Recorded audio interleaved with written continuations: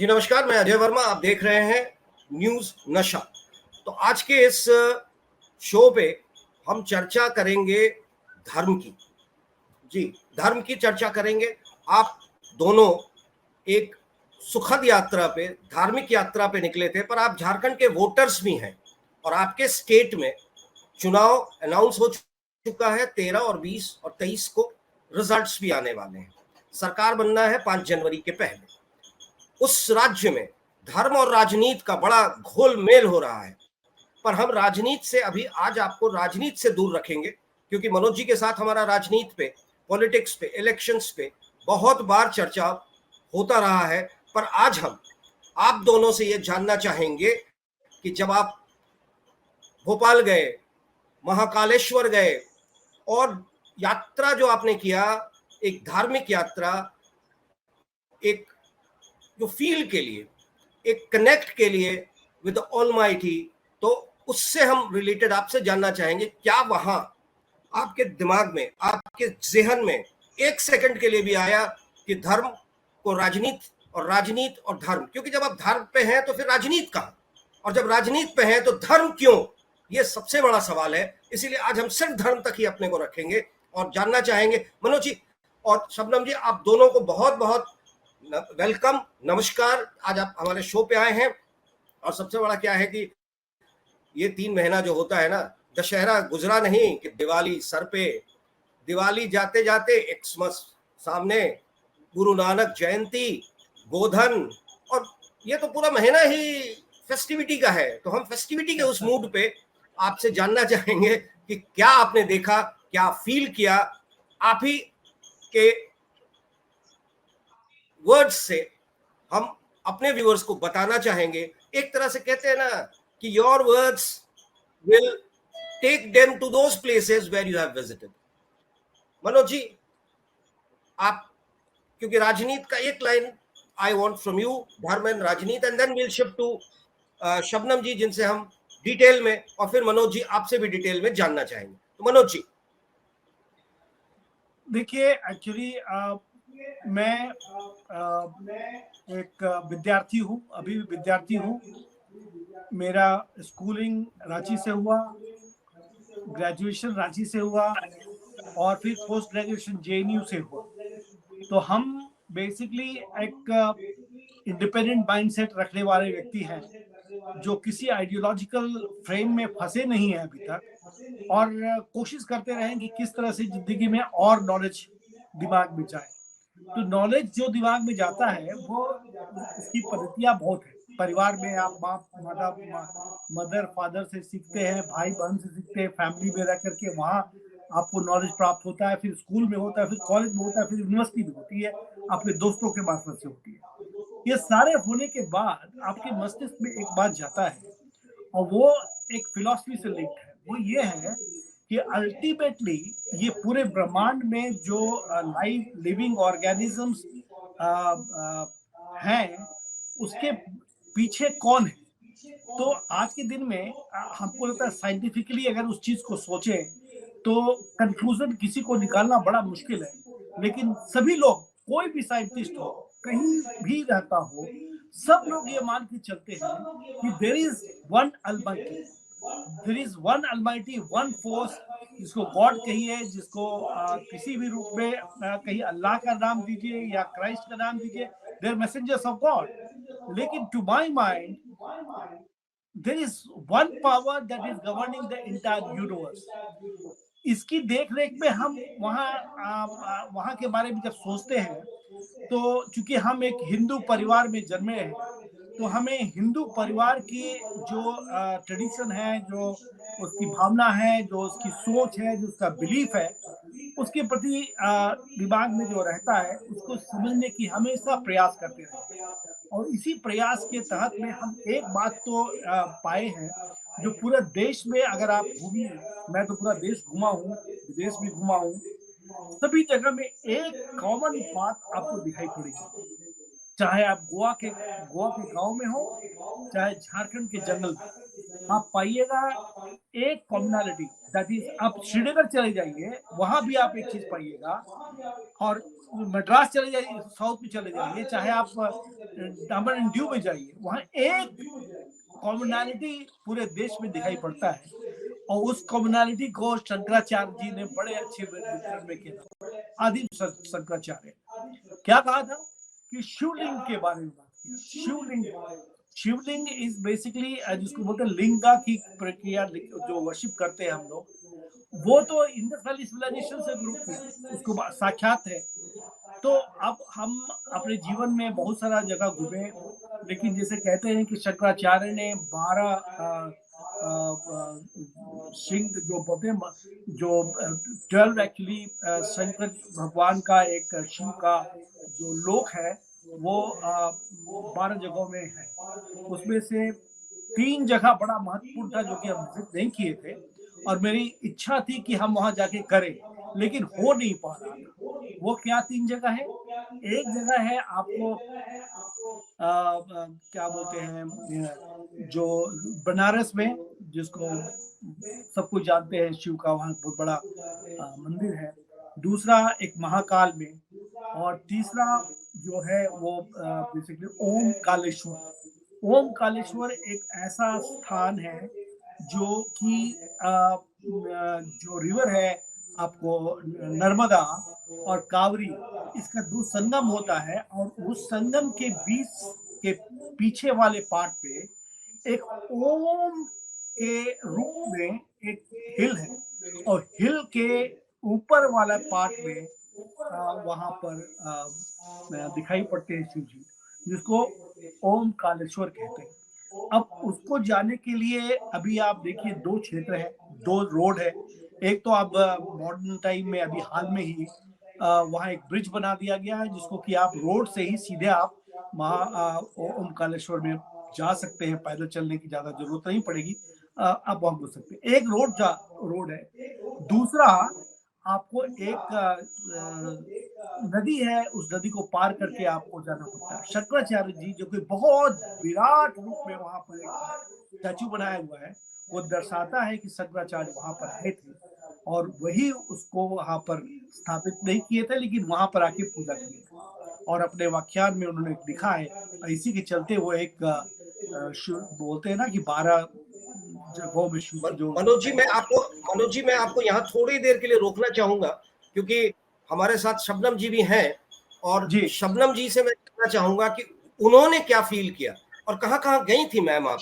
क्योंकि देखिए, बधाई दिवाली का पहले मैं आपको दे दूं, और उसके साथ ही मैं जानना चाहूंगा कि जैसे मनोज जी ने कहा ऑलमाइटी, वन पावरफुल, तो मैं आपसे जानना चाहूंगा आपकी फीलिंग क्या है। क्योंकि मनोज जी तो बता रहे थे शंकराचार्य, आदि शंकराचार्य के बारे में और ओमकालेश्वर के बारे में, आप कहाँ कहाँ गई थी और आपने क्या क्या देखा और क्या क्या फील किया?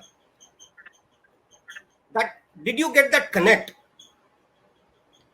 जी पहले तो नमस्कार जी। Video is not getting connected. नहीं, आप कनेक्टेड हैं, आप बोलिए।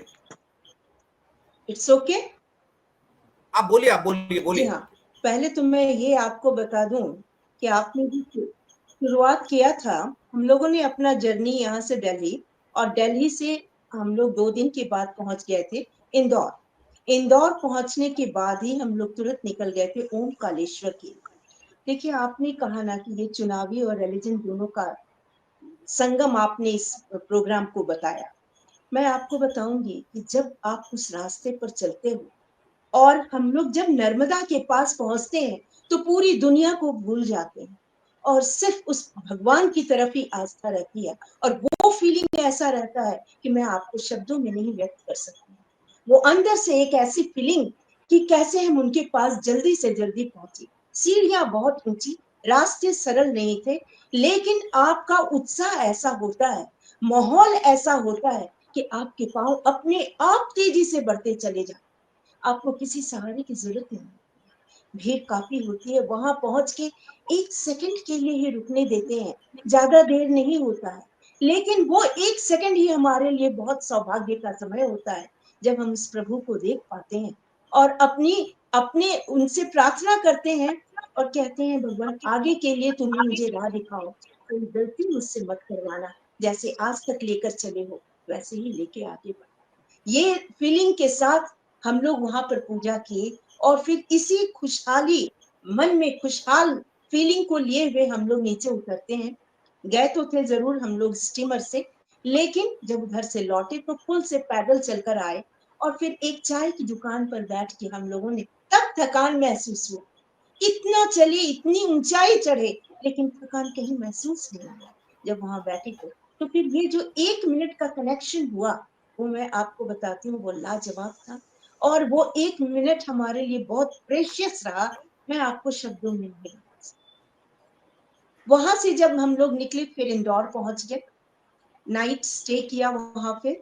नेक्स्ट डे हम लोगों को जाना था महाकाल। महाकाल का बहुत कुछ मैंने सुना भी था, पढ़ा भी था और बड़ी तमन्ना थी कि मैं जरूर ये दर्शन करूं। तो हम लोग 2 बजे रात में निकले उज्जैन के लिए। जब वहां पहुंची तो इतनी लंबी कतार लगी हुई थी कि हमको लगा प्रभु यहाँ से तो तुम लौटा दोगे मुझे, मैं तुम्हारे दर्शन कैसे करूंगी, इतनी भीड़। लेकिन आप जानते हैं उनकी बात मैं आपको कहती हूँ कि कहा कि धीरज रखो, रास्ते अपने आप बनेंगे। और ठीक में आधे घंटे के भीतर मुझे कौन लाइन में जाकर खड़ा कर दिया हम दोनों को मैं नहीं जानती हूँ। आगे मैं निकल गई और चलती गई चलती गई। पहले तो रास्ते बहुत अच्छे नहीं थे, लेकिन अभी हमारे प्रधानमंत्री जी ने बहुत अच्छा बना दिया है एंट्रेंस, ये सब कि आप वहां पर पहुंच के बहुत भव्य मंदिर लगता है। वहां भी वही कि महाकाल के पास जब मैं पहुंची तो वो नीचे में जो गर्भगृह है वहां आजकल अंदर किसी को जाने नहीं देते हैं। अब 1 साल से ऐसा है कि आपको कुछ डिस्टेंस से ही दर्शन करना है, अंदर आप नहीं जाएंगे। और जो भी चढ़ाना वहां थोड़ी आगे में एक पंडा है, उसके हाथ में आप पकड़ा दोगे। जब वहां पर पहुंची वो भी सिर्फ मुझे लगता है 5-10 सेकंड ही रुक पाए होंगे, लेकिन वो जो देखा वो आंख से अभी भी ओझल नहीं होता है। वो जो कनेक्ट हम लोग कर पाए अपने आप को शिवलिंग से, वो मेरे लिए बहुत ही मूल्यवान समय था। और इतने दिल की तमन्ना मेरी पूरी हुई कि मैं दर्शन कर पाई। ये और ये उस समय जानते हैं कोई कोई आदमी नजर नहीं आता, सिर्फ अपने आप को भगवान के साथ कनेक्ट करते हैं और पूजा की बात। कोई चुनाव, कोई किसी रिश्तेदार, किसी की बातें, किसी कोई बात हम लोगों के दिमाग में नहीं, सिर्फ यही कि प्रभु तुम्हारे द्वार हम आए हैं, तुम्हारा पूजा करें, बस यही फीलिंग। और बहुत संतोष उनको देख के निकला। फिर हम लोग आगे जी। इसी तरह से हम लोग काशी भी गए, वहां से होकर आकर हम लोग विंध्याचल भी गए। विंध्याचल गए तो वो तो शक्ति पीठ है, वहां जाकर वहां भी बहुत अच्छा लगा। बड़े आराम से दर्शन हम लोगों के हुए और ये सब दशहरे के टाइम में ही सब कुछ हुआ। वहां भी बहुत अच्छे से माँ का दर्शन हुआ, पूजा हम लोगों ने किया और फिर करके हम वहां से निकल पड़े। लास्ट हम लोग पहुंचे थे आपको काशी। और काशी में अभी भी अलाउड है कि हम गर्भगृह में जा सकते हैं, स्पर्श हम कर सकते हैं भगवान को। तो शिवलिंग को हम लोगों ने स्पर्श किया, उसका मजा कुछ और ही था। वहां उनको जल भी डाला, उनको फूल बेलपत्र भी चढ़ाया और उनको जो स्पर्श किया और वो जो फीलिंग मेरे भीतर आई उनको स्पर्श करने का, वो खुशी मैं आपको नहीं बता सकती। आज तक दिमाग में वही चीज चलता है कि छूने पर, ठीक है मुझे महाकाल में छूने को नहीं मिला क्योंकि अभी अलाउड नहीं है, तो ऐसी ख्वाहिश हम रख नहीं सकते हैं। लेकिन काशी में जो मिला, फिर गंगा आरती देखा दशमेश घाट पर। फिर हम लोग 80 घाट मॉर्निंग में नेक्स्ट डे गए, वहां किया। अन्नपूर्णा देवी का भी पूजा किया, पंडित जी थे वहां पर, उन्होंने करवाया। तो टोटल मिला के फिर वहां हम लोगों ने एक और चीज देखा, अहल्या होलकर जिन्होंने मंदिर को का मरम्मत करवाई थी बाद में, उनके भी स्टैचू को देखा। उन्होंने बहुत काम करवाया, महाकाल में भी हर जगह उनका मैंने पाया, इवन काशी में भी कि उनके स्टैचू लगे हुए थे। तो ये तो उन्होंने बहुत अच्छा काम किया था कि ये चीज करके मंदिर को इस अवस्था में रखें कि सब कोई जाके दर्शन करे। तो ये फीलिंग जो पूजा करा आज तक हम लोग के दिमाग से हटता नहीं है। जब बैठते हैं तो बस यही चर्चा होती है कि स्पर्श करने का कैसा महसूस हुआ, उनको क्या, मैं मनोज प्रसाद को क्या हुआ और मुझे कैसा। तो यही तीर्थ यात्रा और यही बहुत बहुत खुशी, मैं आपको शब्दों में नहीं एक्सप्रेस कर सकती कि ये सब देखकर कितना दिल में खुशी हुई। बहुत अच्छा जी।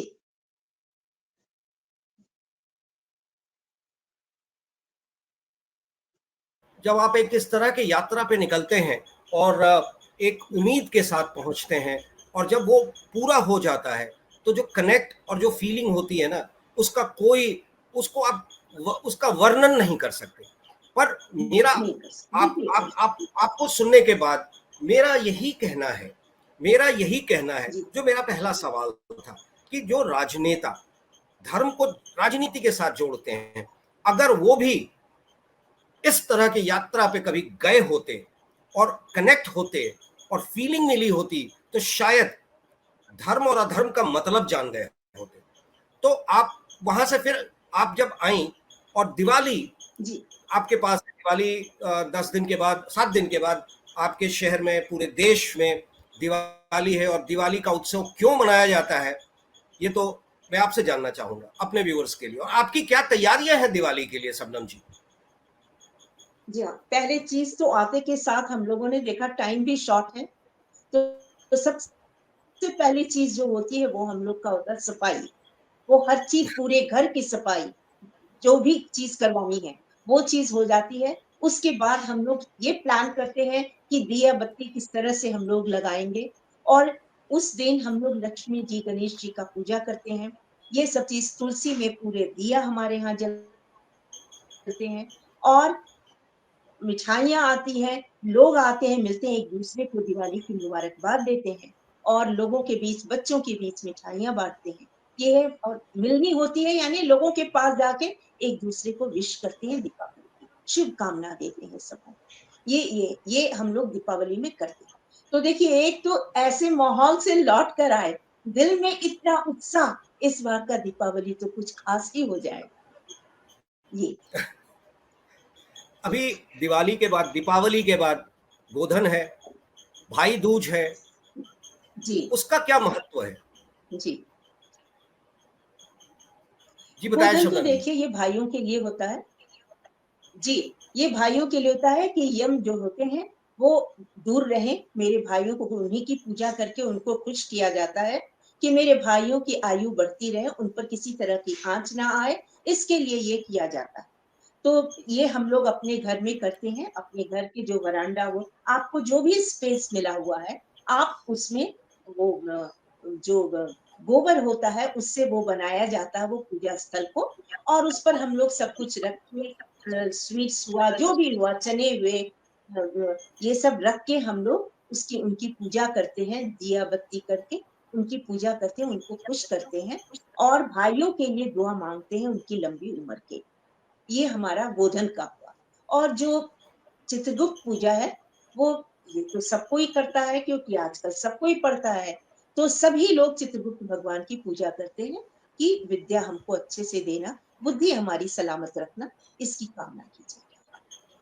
फिर आ एक और जाता है इस हम, महीने एक और पर्व है, आप कुछ कह रही थी? जी नहीं, मैं मैं छठ पर आ जानना, रही थी। नहीं आप जी, कुछ कह रही आपने शायद, आपने वो क्या गौ वाली पूजा की बात की है क्या? दीपावली के जी नेक्स्ट डे वही होता है। जी जी जी जी। वो गायों की, उनको भी वो छापे लगाकर उनकी भी पूजा की जाती है, गोवर्धन पूजा जिसे कहते जो हैं, गोवर्धन पूजा गायों कहते हैं। की पूजा की जाती एक है और, जी, गोवर्धन बिहार पूजा। में, जो बड़े धूमधाम, बड़े तरीके से वो मनाया तो जाता है, छठ जो हुआ। आज की तारीख में देश भर में देखा जाता है, हर जगह मनाते हैं, छठ पूजा। जी जी, छठ, छठ पूजा जी। तो छठ का क्या ये महत्व है? सबके क्योंकि बाद दिवाली आया। के तुरंत बाद छठ आता है, फिर 10-8 दिन के बाद। जी, ये ऐसा है कि दीपावली के बाद आपका गोधन, दावत पूजन, और उसके एक दिन के बाद से ये छठ। ये छठ तो महापर्व है, ये सूर्य भगवान क्या है, और इसमें ऐसा है कि सूर्य तो पूरे विश्व के देवता है, ये किसी एक देश में कन्फाइन नहीं है, पूरे विश्व के, और इनकी पूजा का बहुत महत्व है। और वो भी ऐसा कि इतने पाक साफ तरीके से इसे करना होता है, इतनी पवित्रता इसमें मेंटेन करनी होती है, और करने वाले को भगवान ऐसी शक्ति देते हैं कि न उन्हें प्यास लगता है, न उन्हें भूख लगती है, और वो सब कुछ अपने से कर पाती है। इसलिए छठ की सबसे बड़ी महिमा यही है। और इसमें ये लोग एक दिन, ये 4 दिन का होता है, इसमें एकदम निरामिष, घर में किसी भी तरीके के आपके नॉन वेज, लहसुन प्याज कुछ नहीं बनने चाहिए, 1 सप्ताह से बंद रहता है। जो व्रती होती हैं उनके लिए एकदम अलग से सब कुछ रहता है, उनका सोना, उनका नहाना, उनका सब कुछ। और इसमें सूप का बहुत महत्व होता है, क्योंकि उसी में देके वो अर्घ्य दिया जाता है सूर्यदेव। सॉरी।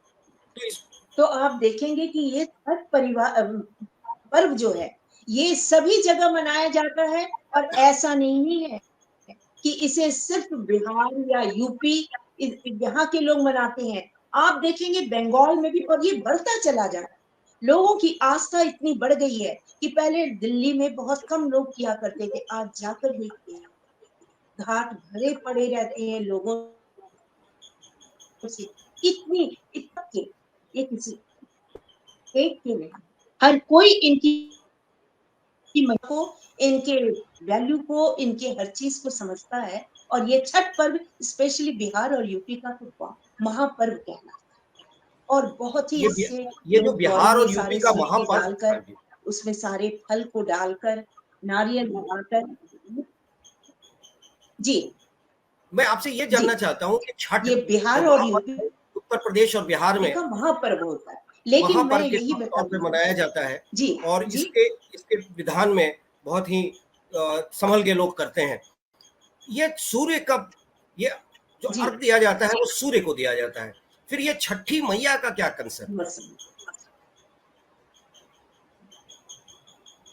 ये छठी मैया का क्या कंसेप्ट है माता? ये छठी मैया इसलिए कहा जाता है, देखिए इसमें भी इनको दो हाँ, माँ का रूप इनको दिया जाता है। सूर्यदेव है, लेकिन इनको माँ का रूप इसलिए मानते हैं कि हम लोगों में माँ का स्थान बहुत ऊंचा होता है। माँ से कनेक्टिविटी आपकी बहुत ज्यादा बढ़ जाती है, माँ से कनेक्टिविटी बहुत बढ़ जाती है। तो इनको माँ का ही रूप, आप जहां भी इनके गानों में भी देखेंगे तो छठी मैया का ही नाम आता है।